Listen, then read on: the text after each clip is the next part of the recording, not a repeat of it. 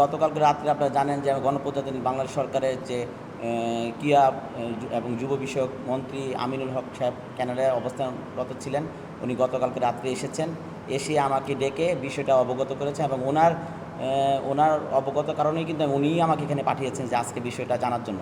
তা আজকে এখানে যখন আমি আসলাম, এখানে মন্দিরের কমিটির সহসভাপতি, উনি আসলে নামটা আমি শান্তি দা, তো উনি আমাকে আসার সাথে সাথে একটি কাগজ দিয়েছেন জিডি, যেটা 2/9/2025 সালে করা।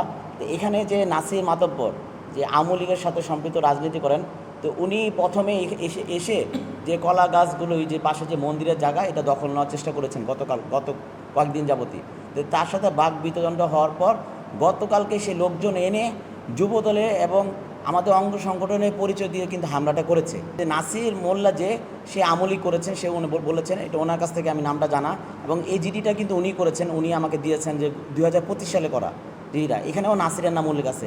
তো এই নাসির গতকালকে এসে লোকজন এনে হামলাটা চালিয়েছেন, এবং হামলার যখন শুরু করেন তখন কিন্তু এই যুবদল আমাদের অঙ্গ সংগঠনের নামগুলি আসছে।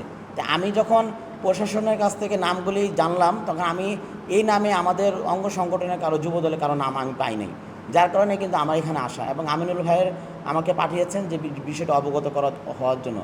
আসলে এই বিষয়টা জায়গা জমির বিষয়। তো এখানে এক সাবজেক্ট নিয়ে অন্য সাবজেক্ট বিরাট একটা ঝামেলা সৃষ্টি হয়েছে। যেমন হিন্দু মুসলমান একটা ঘটার একটা প্রক্রিয়া তারা নিতেছিল।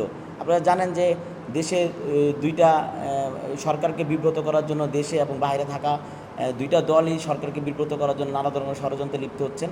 এই ষড়যন্ত্র যদি আগ না বাড়ে, আমরা আমাদের সংগঠনকে যেন দোষারোপ না করতে পারে, যার জন্য এখানে এসে আমি নিজে সরজমিনে তার কাছ থেকে বিষয়গুলি আমি অবগত হয়েছি। আপনাদের সামনেও কিন্তু উনি খুলে বলেছেন যে বিষয়টা আসলে কী।